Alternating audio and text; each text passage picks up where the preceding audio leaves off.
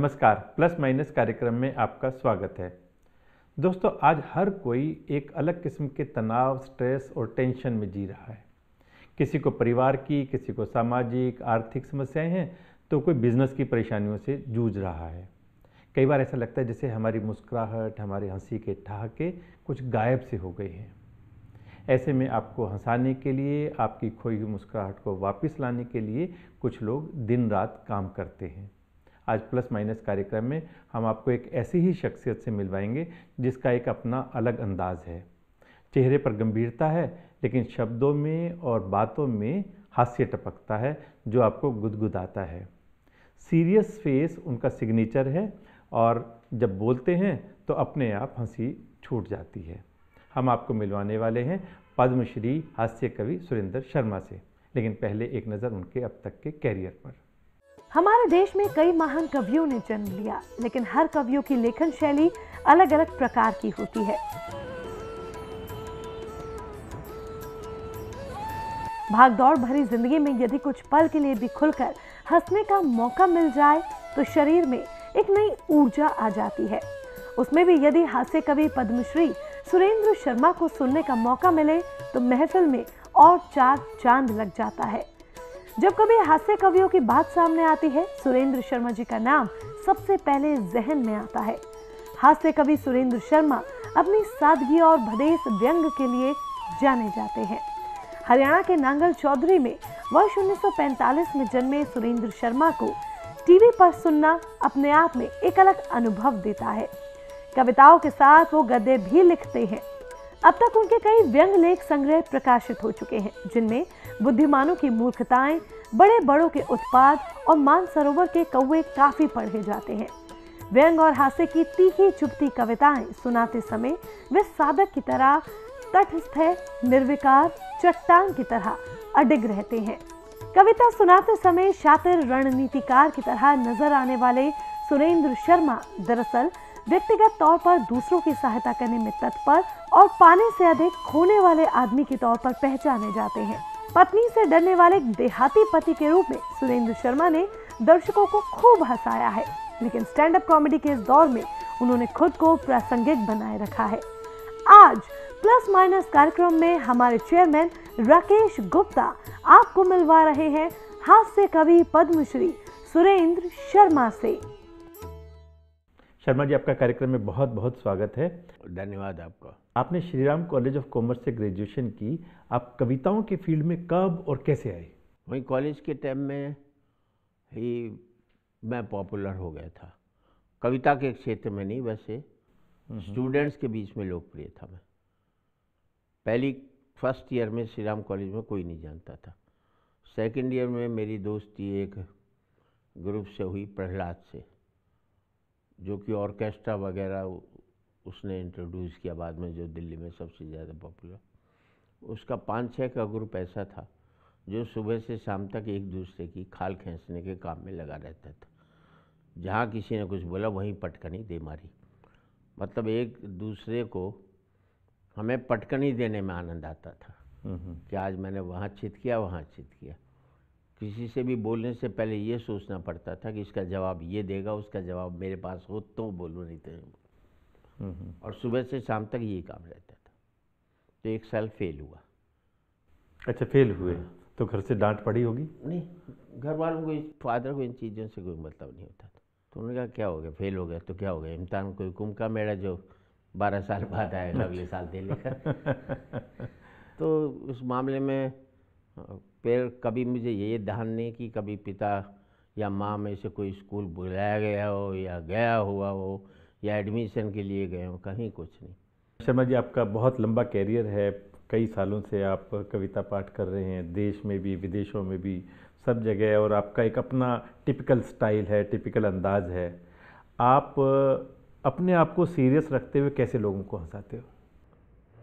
मेरा मानना है कि हमें हर काम सीरियसली करना चाहिए, चाहे हंसी का ही हो। हम सीरियस कामों को भी हंसी में करते हैं, इसलिए नहीं हो पाता। सीरियसनेस हर चीज़ के लिए ज़रूरी है, चाहे वो हंसाने के काम। और जब मैं सीरियस रहता हूँ तो लोगों का ध्यान मेरे हाव भाव पर नहीं रहता, सिर्फ मेरे वर्डिंग पर रहता है।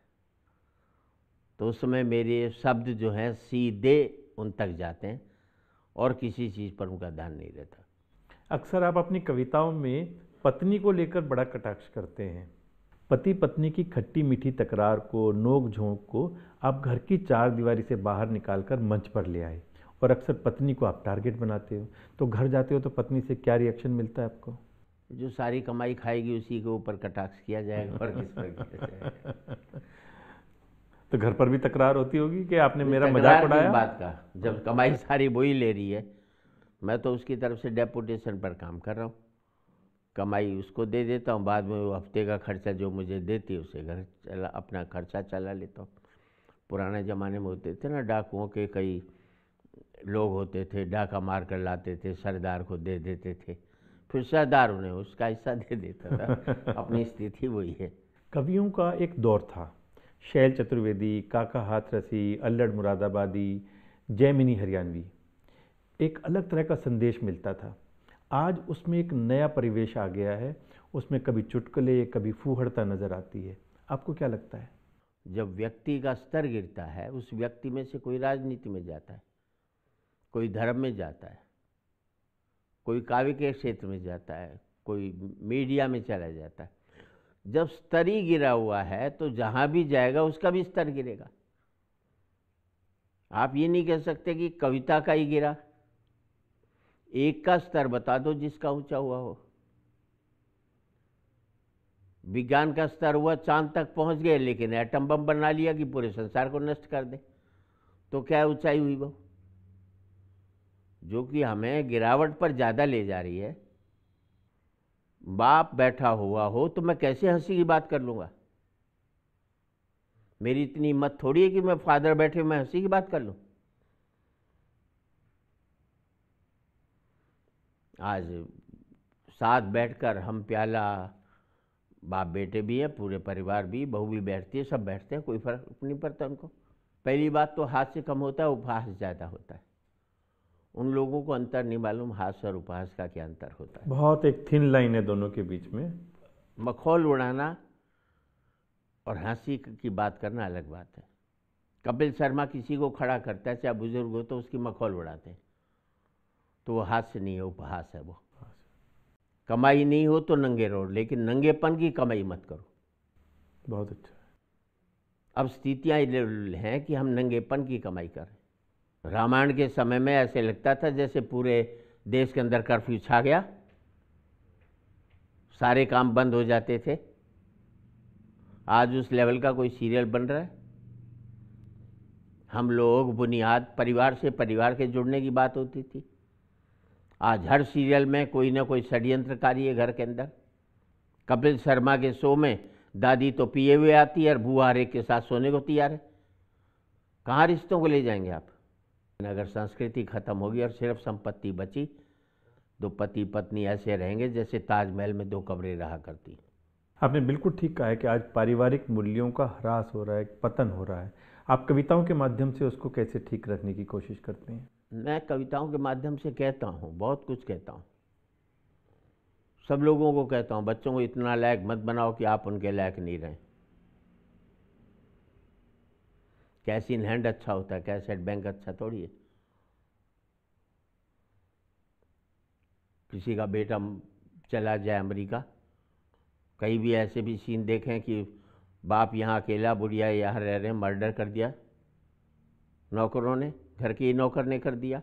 मर्डर नहीं गया तो मर गए तो पता ही नहीं लगा। 2 दिन तक पड़ोसियों को जब बदबू आई तब पता लगा कि मर चुके हैं। इस मुल्क में अगर कोई सरकार ये कहती है मैं राम राज्य लाऊंगी, तो इसका मतलब देश को 5000 साल पीछे ले जाएंगे आप। क्या उससे बड़ी सोच नहीं आपके पास? नहीं, राम राज्य से उनकी कल्पना ये है कि जैसे राम के राज्य में चोरी डकैती नहीं होती थी, हर एक को शिक्षा मिलती थी, हर एक को स्वास्थ्य मिलता था, पारिवारिक मूल्य थे। आप कह रहे हैं, पर ये किस किताब में लिखा है? ये तो आपकी कल्पना है ना। पूरी रामायण तो तुलसीदास जी की अयोध्या में से आगे वापस खत्म। राम राज्य कैसा चला, कैसा कानून व्यवस्था थी, कैसी अर्थव्यवस्था थी, उसके ऊपर कोई किताब नहीं है। वाल्मीकि उसको आगे तक ले जाते हैं, जो सीता के त्याग तक ले जाते हैं, उसमें भी कहीं कोई ऐसी व्यवस्था नहीं। मुझे एक किताब बताओ जिसमें ये लिखा हो कि उस समय अर्थव्यवस्था कैसी थी, कानून व्यवस्था कैसी थी, सामाजिक व्यवस्थाएं कैसी थी। ये हमारी कल्पना है, कहीं इस मामले में कोई वो नहीं। और मैं अभी भी कहता हूँ बेस्ट युग कलयुग है। आज से पहले जितने भी युग रहे वो एक व्यक्ति के युग थे, चाहे वो राम का रहा हो, चाहे वो कृष्ण का रहा हो, है एक व्यक्ति के युग थे। और इस सतयुग में, इसी युग में हमारे भारत के अंदर बुद्ध हुए, महावीर हुए, नानक हुए, कबीर हुए, मीरा हुई। एक एक का चरित्र 1000 गुना बेहतर था और कोई लालसा वाला नहीं था।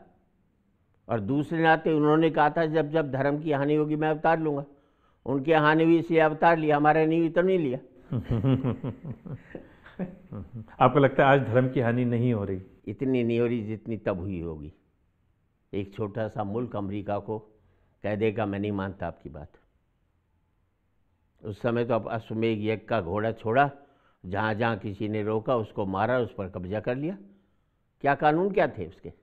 हम गिरे हैं, ये मैं नहीं कह रहा नहीं गिरे, पर उन सब सिस्टम से बेटर हैं। ये आपकी बहुत अच्छी सकारात्मक सोच है आज के सिस्टम्स के लिए, आज के समय के लिए। ऐसे में लोगों को धर्म की अच्छी प्रेरणा मिल सके, वो धर्म के मार्ग पर चल सके, इसके लिए आप कविताओं के माध्यम से क्या करते हैं? बेसिकली क्या है, हम धार्मिक नहीं हैं, हम धर्मांध हैं। और धर्मांधता धार्मिकता का उल्टा रूप है। मैं सबसे कहता हूँ धर्म को कंधे पर बैठाकर राजनीति में आओ, धर्म के कंधे पर बैठकर राजनीति में मत आओ। धर्म, शिक्षा, राजनीति और चिकित्सा ये सर्विस है। हमने इन्हें इंडस्ट्री बना दिया, सेवा की बजाय उसको बिजनेस बना दिया। बड़े बड़े उद्योगपति पहले स्कूल खोलते थे, कॉलेज खोलते थे ताकि बच्चों को पढ़ा सकें। अब इसलिए खोल रहे हैं ताकि वो उससे कमा सकें। हॉस्पिटल को पहले डिस्पेंसरी खोलते थे, औषधालय खोलते थे, इसलिए खोलते थे कि वो कमा सकें। उनकी कमाई के अंदर एक खाता होता था, इतने प्रतिशत समाज सेवा का, धर्म के नाम पर, इस नाम पर, उसमें से जाता था।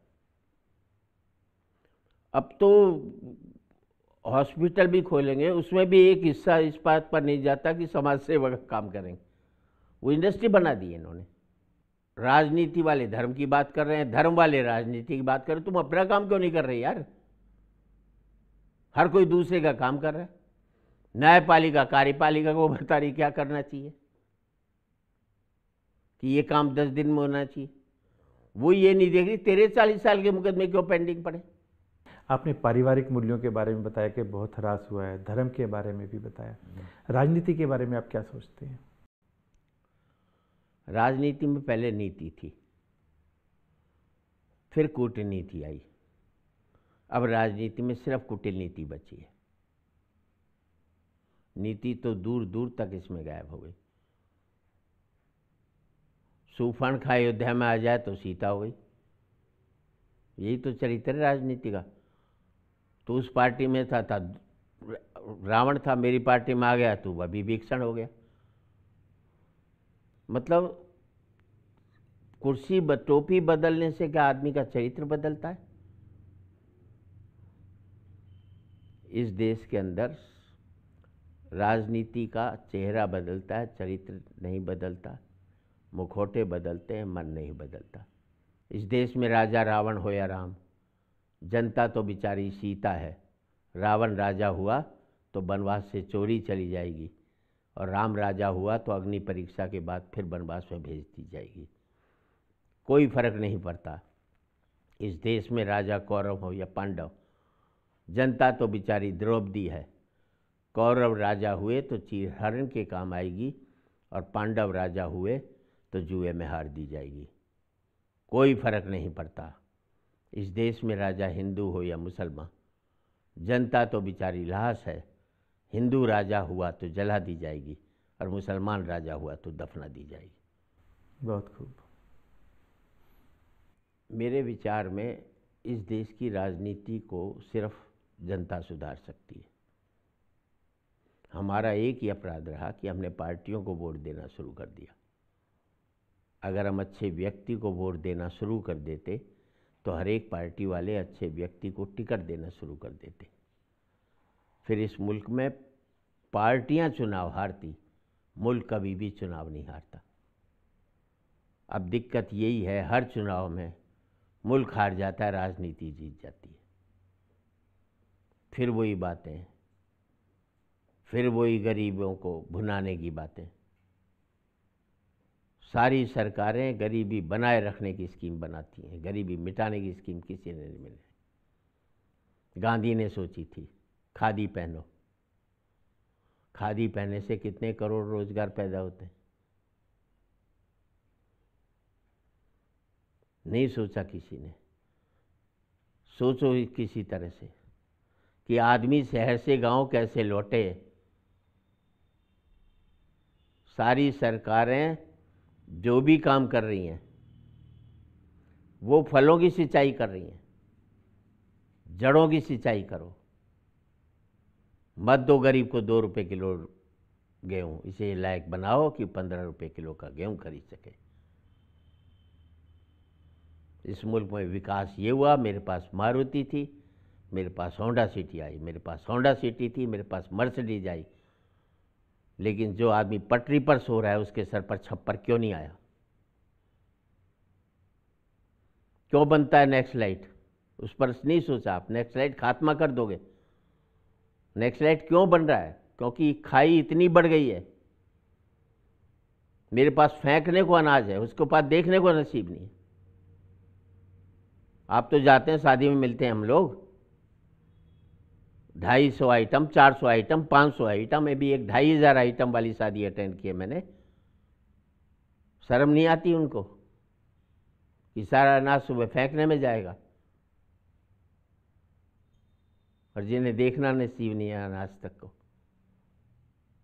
तो नहीं पनपेगा। तो कैसे नहीं पनपेगा नेक्स्ट लाइट? उसकी जड़ को ख़त्म करो। मैं एक और कहता हूँ, हमारे ऋषि मुनियों ने बहुत बड़ा अपराध किया, जो एक जातियों के प्रति एक भेदभाव पैदा किया। मैं उन सबसे पूछता हूँ, अगर राम सबरी के झूठे बेर खा सकता है तो सबरी राम के मंदिर में क्यों नहीं जा सकती है?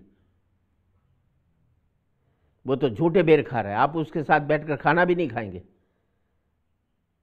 वही सबरी राम के मंदिर में भी नहीं जाएगी। कौन सी नीति और कौन सा धर्म कहता है उनको? किस बात के धर्म के पोषक है? धर्म के विरोधी लोग हैं वो, जो आदमी को आदमी नहीं मानते। आदमी को आदमी से मारने की प्रक्रिया शुरू होनी चाहिए। कर दे कानून नया सरकार कल, पिछड़े वर्गों को, अगड़े वर्गों, जितनों को भी आरक्षण है, यह आरक्षण उस वर्ग के गरीब लोगों को ही मिले। फायदा उसके संपन्न लोग ही उठा रहे हैं, क्योंकि संपन्न लोग ही उनके आड़ लेते हैं। वो तो भून करके खा रहे हैं उस आरक्षण के कानून को। जब तुम संपन्न हो गए हो, तुम्हें किस बात का? तुम्हारे गरीब तबके को मिले तो आज पूरे देश के गरीब तबके को उसका फ़ायदा मिल चुका होता। आज दिक्कत यह है कि आरक्षण का फ़ायदा उस तबके के अमीर लोगों को मिल रहा है, उस तबके के संपन्न लोगों को मिल रहा है, और उनमें से कोई आवाज़ नहीं उठाएगा कि मिलना चाहिए, मिलना चाहिए, मिलना चाहिए। तेरे गरीब को मिलना चाहिए यार, तुझे क्यों मिलना चाहिए? ये कौन सी व्यवस्था है कि एक सुदामा के मुंह की रोटी कोई कृष्ण खा जाए? मैं मानता हूं सुदामा गरीब और यादव भी गरीब हो, तो पहले यादव को दो, वो डिजर्व करता है उसका। पर आपको वोट चाहिए। एक वोट ने एक नुकसान कर दिया इस मुल्क का। आज की व्यवस्था को लेकर के आपने बड़ी गंभीर बातें कही हैं, और डेफिनेटली जो लोग इस कार्यक्रम को देख रहे होंगे वो इसके ऊपर में विचार भी जरूर करेंगे। शर्मा जी, आजकल जो भी कोई पॉपुलर फेस हुआ, चाहे वो धर्म के क्षेत्र का हो, चाहे फिल्म का हो, चाहे खेल का हो या योग का हो, वो जनरली अपनी पर्सनैलिटी को कैश करने के लिए राजनीति में जाते हैं। आपके भी बहुत सारे फॉलोअर्स हैं, बहुत लोग आपको पसंद करते हैं, लाखों नहीं करोड़ों लोगों के दिलों में आपने अपना स्थान बनाया हुआ है। आपका राजनीति में जाने में कभी इंटरेस्ट रहा? नहीं, मुझे पहले कहीं भाजपा के लिए निमंत्रण मिला था सन 78 में। फिर राजीव गांधी जी ने काफ़ी चाहा मुझे, तो उनको मैंने कह दिया था कि नहीं मैम। उन्होंने कहा तुम राजनीति में आ जाओ। मैंने उनसे कहा मैंने आपसे कब कहा कि आप कभी सम्मिल कविता पढ़ने आ जाओ। भाई मैं अपने फील्ड का बादशाह हूँ, तो आपके यहाँ चपरासी क्यों बनूंगा? बहुत अच्छी बात। वहाँ क्यों जाऊँगा? जो गए राजनीति में फिल्म वाले, क्या दुर्गति हो रही है उनकी। पहले भीड़ उनके पीछे भागती थी, अब वो भीड़ के पीछे भागने लग गए। तो आदमी जिस क्षेत्र में है उसमें अपनी ऊंचाइयां प्राप्त करे। करप्शन मुझे कोई बुरी नहीं लगती। We should be have corrupted the corruption. कि मैं कीड़े मारने की दवाई लाया था, उसमें भी कीड़े पड़ गए। कीड़े नहीं मरे तो करप्शन है यार।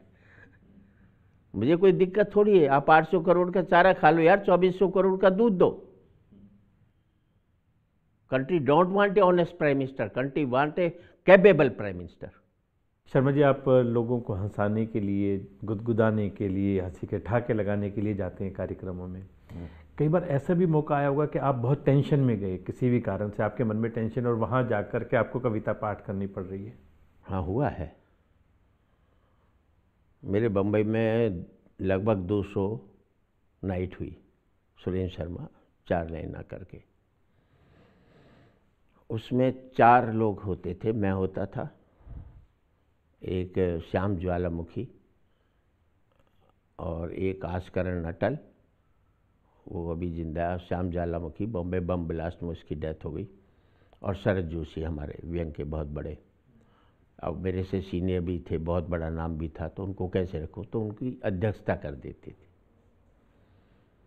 मेरा शाम को बिरला में शो था और मैं सुबह बम्बई पहुंचा तो 10 बजे पता लगा शरद जोशी की डेथ हो गई। घर गया,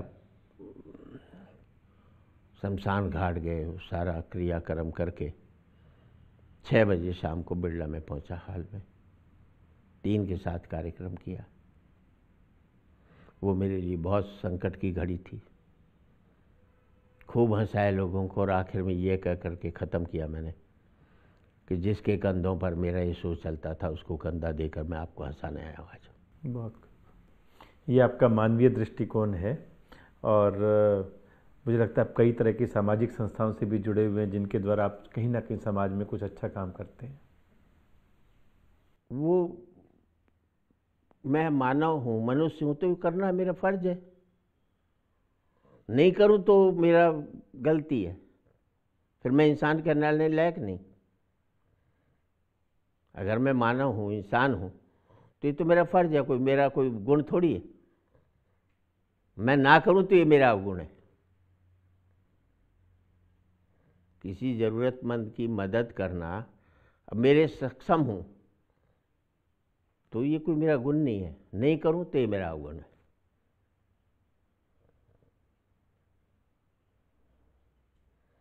मैं सुबह से शाम तक निकलता हूँ गाड़ी लेकर।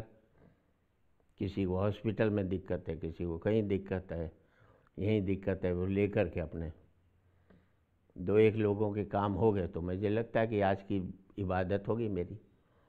मैं मंदिर में नहीं जाता। मंदिर में नहीं जाते कभी? ना। अच्छा। मैं मंच पर भी कहता हूँ मैं ईश्वर से बड़ा हूँ। इसलिए बड़ा हूँ कि मेरे अंदर रहता है। अहम ब्रह्मास्मि। मेरे अंदर है तो बड़ा कैसे होगा? वो चाहे मुझसे बड़ा होना तो अपने अंदर मुझे रख ले। जब मैं अपने अंदर महसूस करूंगा तो मैं कुछ गलत करूंगा ही नहीं।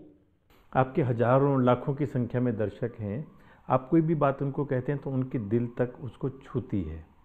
तो आप कौन सा संदेश जनरली अपने दर्शकों को देते हैं, हास्य के अलावा उनको एक अच्छे संस्कार मिल सकें, इस दृष्टि से क्या करते हैं? एक तो संदेश यही देता हूँ कि जितने भी संदेश देने वाले हैं उनसे बचकर रहो। ताकि अपने निर्णय खुद ले सको, अपने रास्ते बनाओ। जो मुल्क अपने रास्ते बनाता है उसमें नए नए आविष्कारक पैदा होते हैं, नए नए चिंतक पैदा होते हैं, नए नए फिलोसफर पैदा होते हैं। हम दूसरे को रास्ते पर चलेंगे तो विचार तो उसी का ही रह गया ना, नया तो नहीं पैदा होगा ना। शर्मा जी, होली आने वाली है और होली हास्य का त्यौहार है। कुछ हमारे दर्शकों को आप होली के उपलक्ष्य में कुछ कहना चाहेंगे? मेरा मानना है कि अब होली रंग लगाने का त्यौहार नहीं होना चाहिए, रंग उतारने का त्यौहार होना चाहिए। हमारे चेहरे पर इतने रंग लग चुके हैं, धर्म के, ऊंच नीच के, जातिवाद के, इतने चढ़ा लिए मुल्लम में हमें रंग के कि हमें अपना असली चेहरा नहीं दिखता। सारे रंग अगर उतर गए तो फिर हम इंसान हो जाएंगे और सही मानों में होली उसी दिन मनाएंगे। शर्मा जी, आपके कार्यक्रमों की शुरुआत होती है 4 लाइनों से, हम कार्यक्रम का समापन करेंगे आपकी 4 लाइनों से। 4 लाइन पहले तो सुना देता हूँ। हमने अपनी पत्नी से कहा, तुलसीदास जी ने कहा है, ढोल गंवार शूद्र पशु नारी, ये सब तारण के अधिकारी, इसका अर्थ समझती है समझाएं। पत्नी बोली, इसके अर्थ तो बिल्कुल ही साफ हैं, इसमें एक जगह मैं हूँ, 4 जगह आप हैं। और आखिरी 4 लाइन ये हैं कि आज एक बार कहें, आखिरी बार कहें, क्या पता तुम न रहो, क्या पता हम न रहें। मंदिरों मस्जिद की या किसी इमारत की, माटी तो लगी उसमें भाई मेरे भारत की। लहू था हिंदू का, अल्लाह शर्मिंदा रहा, मरा मुसलमान तो राम कब जिंदा रहा। बिखरे बिखरे हैं सभी, आओ एक घर में रहें, क्या पता तुम न रहो, क्या पता हम न रहें। और उम्मीद करता हूँ इस देश में 2019 में चुनाव में राजनीति हार जाएगी और ये मुल्क जीत जाए। बहुत सुंदर शर्मा जी, बहुत सुंदर, आपने बहुत अच्छा संदेश दिया। आपका कार्यक्रम में आने के लिए बहुत बहुत धन्यवाद। मित्रों, सुरेंद्र शर्मा जी कहने को तो हास्य कवि हैं, लेकिन उन्होंने बहुत सी गंभीर बातें कही हैं और बहुत से विचारणीय प्रश्न भी हमारे लिए छोड़े हैं। अगले सप्ताह प्लस माइनस कार्यक्रम में फिर मुलाकात होगी। नमस्कार।